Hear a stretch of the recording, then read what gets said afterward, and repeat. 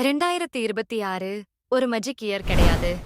But நீங்க change ஆகலனா 2026 கூட 2025 மாதிரியே தான் போகும். பெஸ்ட் இயர் லக்ல வராது. டிசைன் பண்ணினா தான் வரும். அதுக்காக முதல்ல 2025ஐ மென்டலி க்ளோஸ் பண்ணணும். எந்த ஹேபிட்ஸ் உங்கள ட்ரெயின் பண்ணுச்சு? எந்த பீப்பிள் உங்கள ஸ்டக் ஆக வச்சாங்க? நாளைக்கு பார்க்கலாம்னு எத்தன தடவ சொன்னீங்கன்னு ஹானஸ்ட்லி நெனச்சு பாருங்க.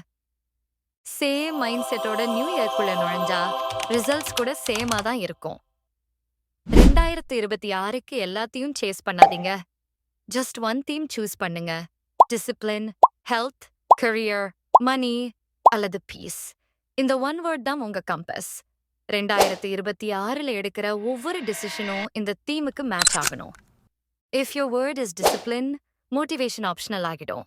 அதுக்கப்புறம் பிக் கோல்ஸ் வேண்டாம். சிம்பிள் டெய்லி சிஸ்டம் போதும். சேம் வேக்கப் டைம், தினமும் 30 மினிட்ஸ் லேர்னிங், கொஞ்சம் மூவ்மெண்ட், ஒரு இம்பார்ட்டன்ட் டாஸ்க் மட்டும் கம்ப்ளீட் பண்றது, காலையில ஃபோன் அவாய்ட் பண்றது இதெல்லாம் ஸ்மால் ஆக்ஷன்ஸ் தான். பட் டெய்லி பண்ணினா இயரை சேஞ்ச் பண்ணும்.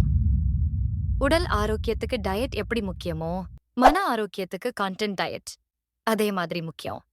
டூம் ஸ்க்ரோலிங், நெகட்டிவிட்டி, கான்ஸ்டன்ட் கம்பேரிசன் இதெல்லாம் குறைச்சு புக்ஸ், பாட்காஸ்ட்ஸ், சைலன்ஸ், ஜர்னலிங் இதை ஆட் பண்ணுங்க. டிசம்பர் 2026க்கு வரும்போது நீ மாறிட்டேன்னு பீப்புளா சொல்லணும். growth கம்ஃபர்டபுளா இருக்காது. சில நேரம் லோனியா இருக்கும்.